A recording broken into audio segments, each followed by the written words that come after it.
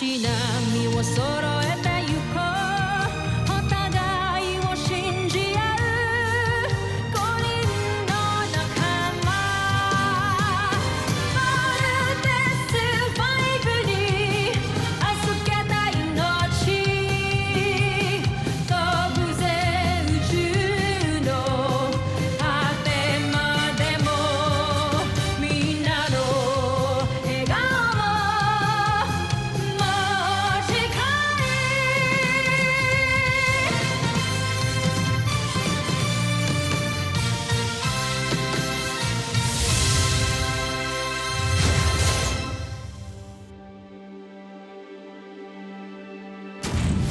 Ang nakaraan sa Voltas 5 Legacy. Ang pagiging marupok sa pagmamahal ang pinakamalaking kahinaan ng tao. At balang araw, ito rin ang magpapabagsak sa kanila. Dr. Smith, sino ho yan? Kalaban na naman ho ba? Hindi ako kalaban. Ako ito, si Ned Armstrong. Gaano ba tayo kasigurado na si Dr. Ned Armstrong talaga yan? Akala namin wala ka na. Akala namin hindi ka na makakabalik eh. May nakita kaming sasakyang paghimpapawid na dumating, pumasok sa kampo ng mga kalaban. At sigurado ako, mag-aari yan ang Mossad. Sino ang sakay ng sasakyang panghimpapawid na yan? Isa siyang kapanalo na malaki ang may tutulong sa Sana siya na talaga si Papa. My thoughts exactly. Hindi niyo nararamdaman ko. Niyakap niyo si Papa kanina, tapos ngayon, duda kayo? Ibad niyo naman. marupok ang puso ng mga tao. Mabilis sila magtiwala at magmahal. May sobra din silang pagpapahalaga sa kanilang pamilya, lalo na sa kanilang mga magulang. Nagagamitin natin para madaig ang mga piloto ng Voltas. Ned, this is just camp protocol. To make sure lang ikaw si Ikaw talaga si Ned. Siguro, Richard, mas mabuti pa ipaayos mo na muna yan. Pero sa ngayon, gusto ko muna sana makasama yung mga anak ko. Hindi siya lalabas dito hanggang hindi siya clear. Paranoid lang si Richard, kaya pinag-iigpitan niya ako. Pero may karapatan akong makita yung robot na ginawa ko, kaya papasukin niyo na ako! Sorry, sir. We have to escort you out. Sumunod sa rules, di ba? Hindi ho kayo ganyan. Sobrang saya talaga ni Little John simula po nung dumating kayo dito. Napakagandang birthday gift po sa kanya nun. Kailan nga ulit yung birthday ni Little John? Paano ko ba naman makakalimutan yun? Well, I hope may pinrovide ang camp na damit para sa akin dahil kailangan ko na talaga magpalit. Kung siya talaga si Papa, masasagot niya. Kung kailan ang birthday ni Little John, o birthday mo, birthday ko. I'm sure hindi mo makakalimutan yon, Papa.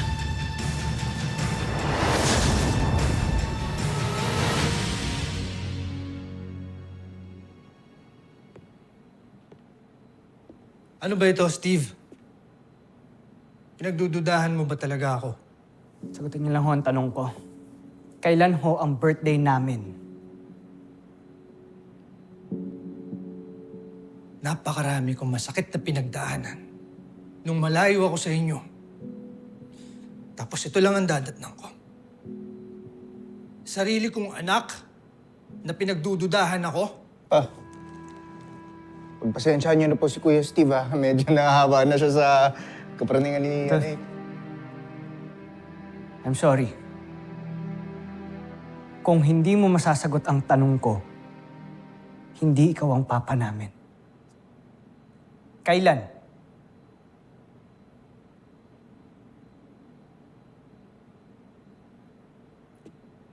Security! September 10, 2012. Pinanganak si Little John. May 8, 2004 naman si Big Bert.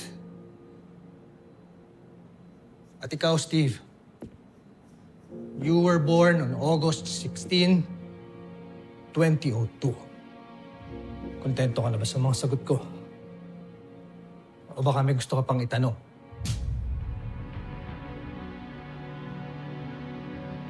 Sabi ko sa'yo, si Papa to eh.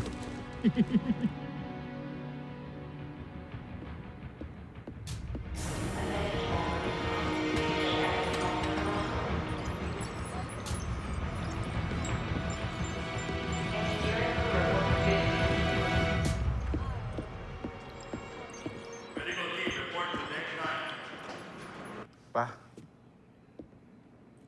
pasensya na po kayo kay Kuya Steve, ha? Pinagdududahan niya po kayo, pero wag po kayo mag-alala. Ako na pong bahala, kakausapin ko po siya. Tsaka magpahinga na po kayo. See you later.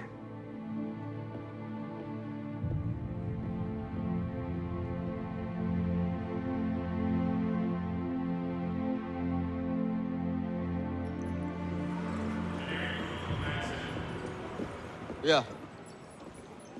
Lieutenant Armstrong. Ano bang problema mo? Bakit bigla kang nawala? Tsaka bakit mo binastos si Papa? Ano? Naniniwala ka na sa kanya? Di ba nasagot niya yung tanong mo? Alam niya yung birthday mo. Birthday nating lahat at ibang detalye. Hindi sapat yun para maniwala tayo, Big Bird. 2 beses na tayong pinasok ng mga businyan dito, ah. Gagawin nilang lahat para maloko tayo. Bakit mambilis po kasing mauto? Pero ano pa bang kailangan niyang gawin para patunayan sa atin yung totoo? Pag tinitignan ko siya si Papa. Ramdam naming dalawa ni Little John, pero ikaw, ang tigas mo. Palibasa simula na namatay si Mama, you never allowed yourself to love again. Oo. Para kay Jamie, ngayon kay Papa. Bato ka na.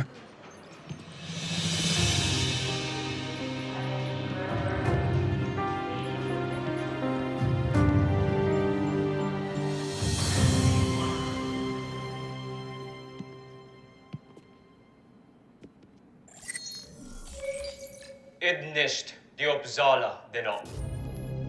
Pinaghihinalaan ako ng mga tao dito, Joffrey. Kaya't hindi ko napasok ang kinaroroonan ng Voltes 5 robot. Inaasahan ko yan. Kaya gawin mo ang lahat para mawala ang pagdududa nila sa'yo. At kapag nagkaroon ka ng magandang pagkakataon, isagawa mo ang aking nais. Pasabugin mo ang Voltes 5 kasama ang 5 piloto nito. Wasakin at patayin mo sila nang wala nang hahadlang sa ating pananakop sa planetang Terra Erto.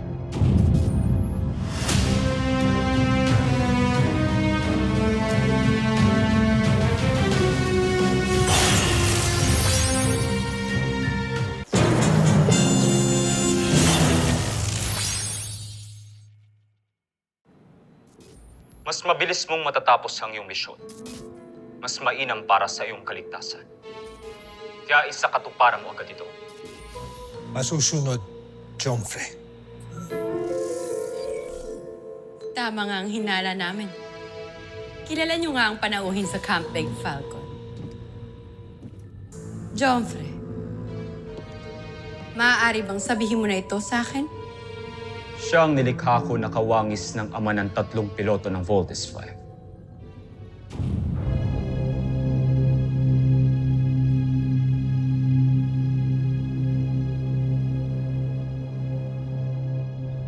Alam kong si Dr. Ned Armstrong ang magiging susi natin para makapasok muli sa Camp Big Falcon.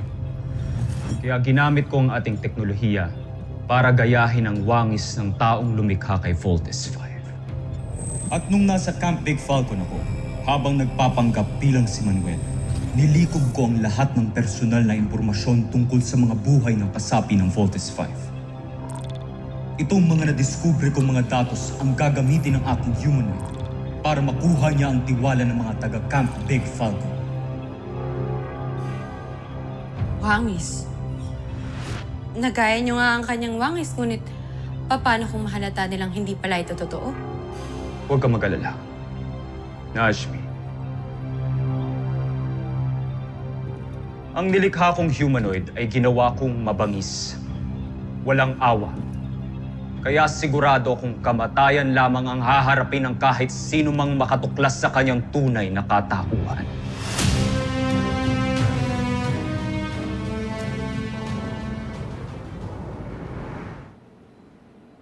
Oh, huwag ka munang didilat, ha? Opo, Papa. Ano po ba yan? Open your eyes. Ay, sobrang cool naman po pala eh. Pagpasensya mo na yung ginawa ko dahil yan lang ang dala kong parts nung papunta ako dito. Pero pinapangako ko sa'yo, sa susunod mas gagawin pa kita ng mas maganda.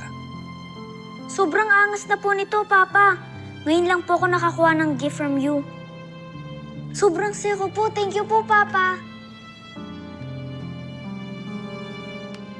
Sige, naligo ka na at magpalit ka na ng pantulog mo. Sige po, Papa. See you later. See you. Papakita ko to kay Octo 1.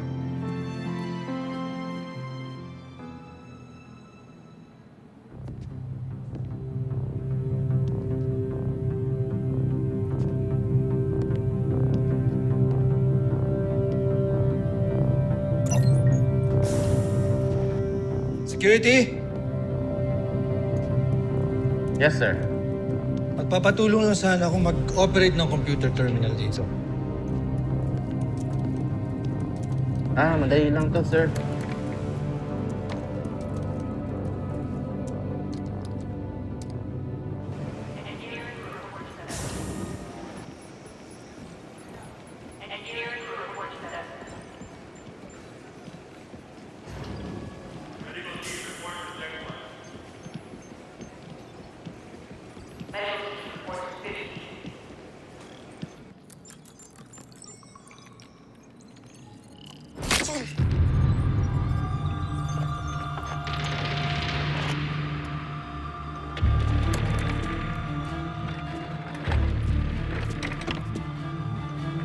Pasensya ka na. Istorbo ka lang sa akin.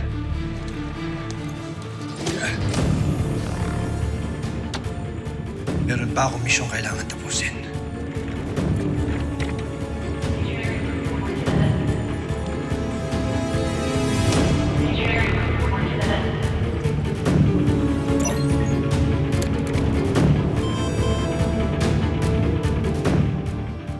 Doc, nag-malfunction po yung main software ng scanner natin kaya hindi gumana. Medyo weird lang kasi lahat naman po ng devices natin ay well-maintained.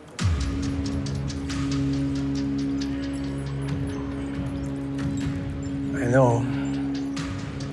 Tataka rin ako eh. Huwag kang pagod dyan.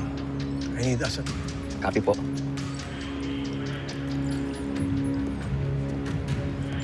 Komiso.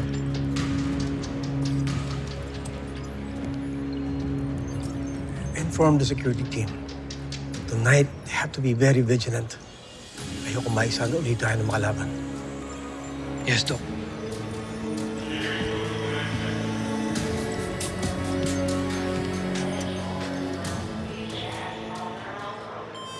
Sino yan? Papa, si Steve po to.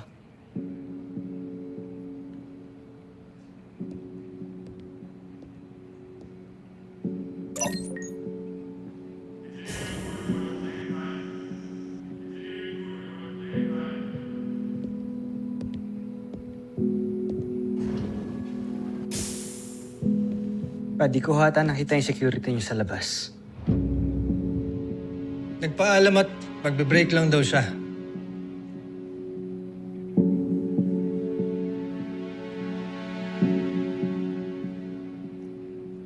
Gusto ko lang pong humingi ng pasensya sa ginagawa ko sa inyo kanina. Kung nabastos ko po kayo. Di lang ako siguro sanay na nandiyan ka na ulit pa. All these years ba naman, nakala ko wala ka na eh. I'm sorry po. Hindi kita sinisisi na nagdududa ka sa akin. Pero balang araw, papatunayan ko ang sarili ko sa'yo.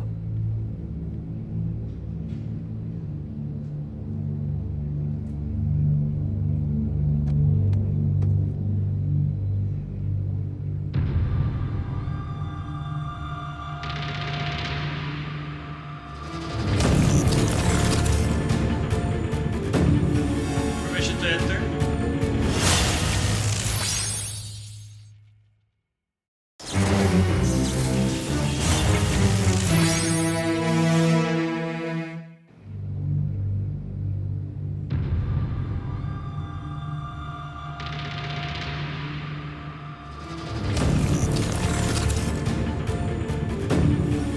Permission to enter? I get it pa.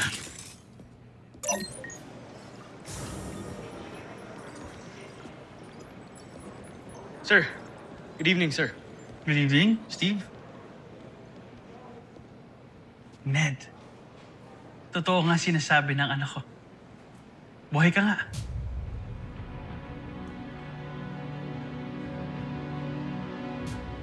Kilala mo ba siya pa?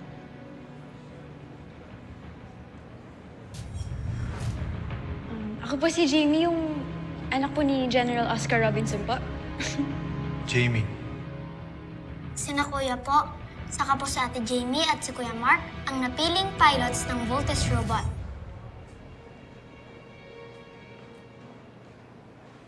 Oscar. Oscar Robinson. Tagal nating hindi nakita, kaibigan. I'm glad that you're alive. Oh, remember my daughter, Jamie?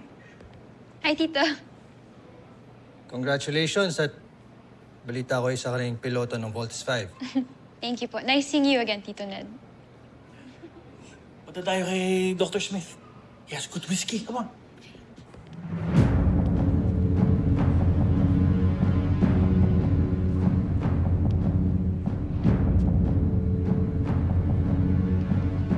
Bakit ganyan yung tingin mo? Di ka pa rin ba naniniwala na papa mo siya?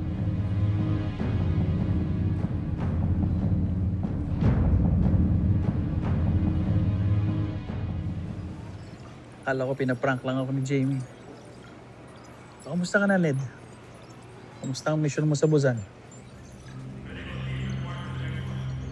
Bozan? Hindi ba doon ka nagpunta? Ano nangyari? Nakarating ka ba doon? Oscar. Richard! Oh, kanina pa kami nagsimula eh. Shot ka muna. Gusto mo? No, I'm okay. I'm still on duty. Ned, nasaan na ba yung security mo? Pinag-break ko muna at baka matagalan ng inuman namin ni Oscar. Kanina ko pa kasi tinatawagan niya. Hindi ko talaga makontak. Kapag ka dumating siya, pagre-reportin ko agad sa'yo.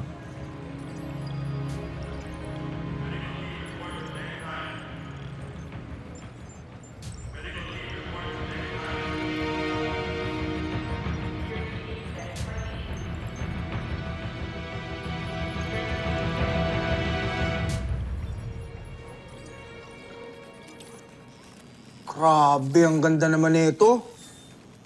Si Papa talaga yung may bigay sa'yo nito? Oo, kuya. Man talaga ako sa kanya, ano?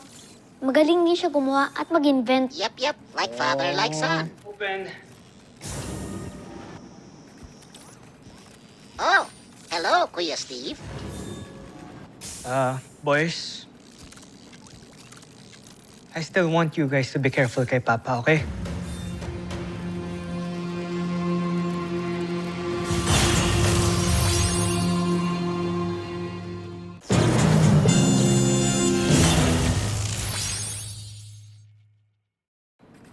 Hanggat wala tayong clearance from Dr. Smith, kailangan natin mag-ingat sa kanya. Is that clear?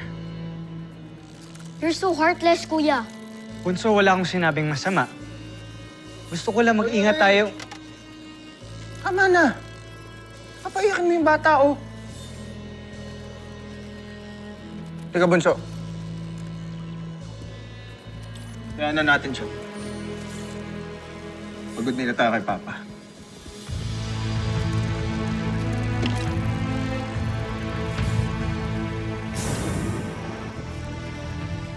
It's all right, Kuya Steve.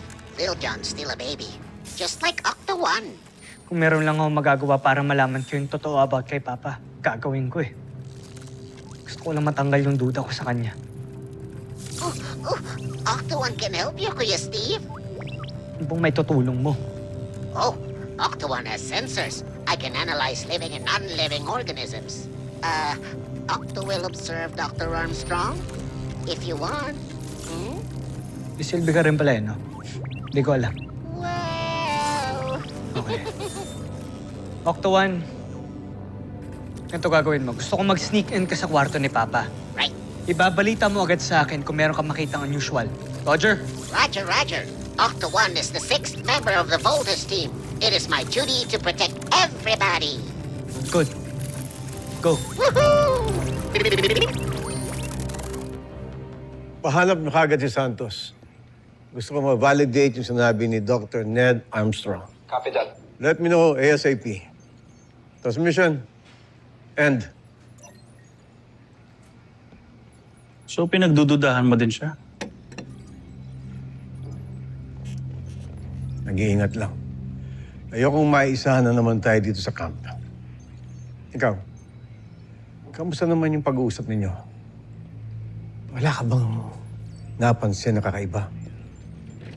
Wala naman. Except,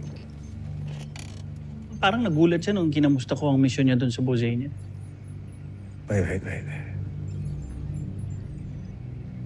Bakit siya magugulat? As if ngayon lang niya nalaman. But I could be wrong. Andali. You're probably right.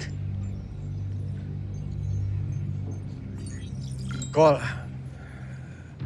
Sergeant Major Edwards. Dr. Smith. Meron akong special mission para sa'yo.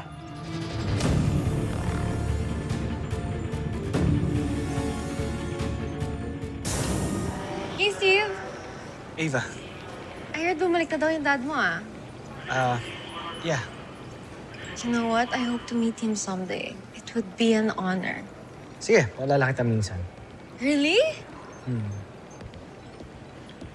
Thank you. Bakit hindi ka napansin? Nandyan ka lang pala sa'kin. Ano, Jamie? Gusto mo maglakad muna sa outer deck? Sige. Tara. Na baka ikaw nang para sa'kin. Kala kaibigan lang, pero So, kailan ko pwede ma-meet si Dr. Ned Armstrong? Kung tomorrow kaya? paano pa What do you think? Sige, sure. ikaw sana ang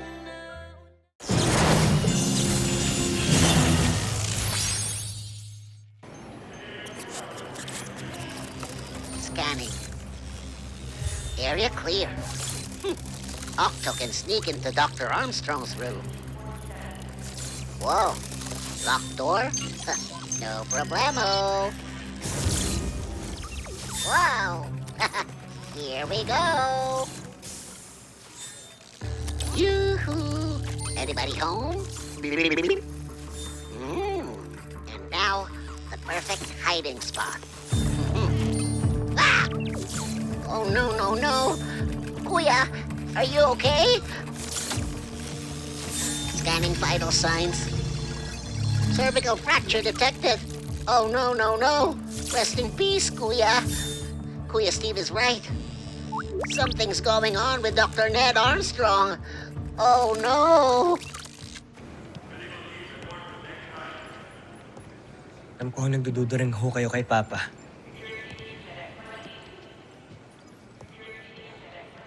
Your father is a friend. Kilala ko siya. At panatag ang loob ko pag magkasama kami. Pero itong Ned na dumating, I really don't know for some reason. I'm not at peace with him.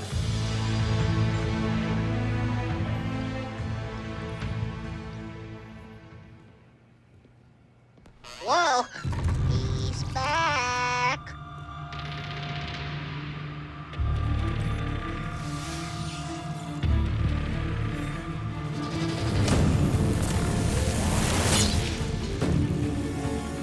Uh-oh.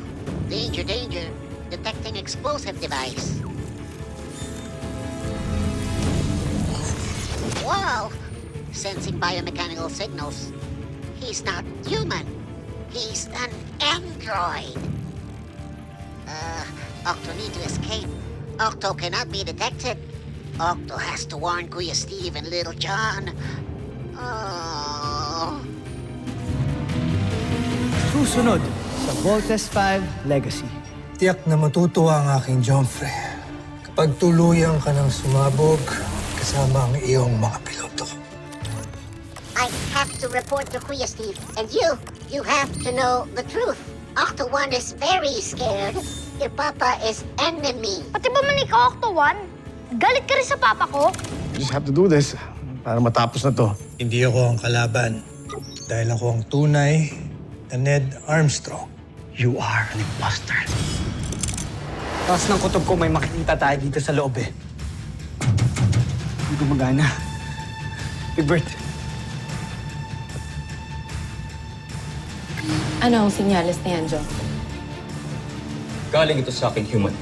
Ibig sabihin nagtagumpay siyang ikabit ang bomba kay Voltes 5. Ilabas ang ating beast fighter. Masasaksihan ng buong planetang Terra Earth ang karimarim-arim na pagkawasak ni Voltes 5.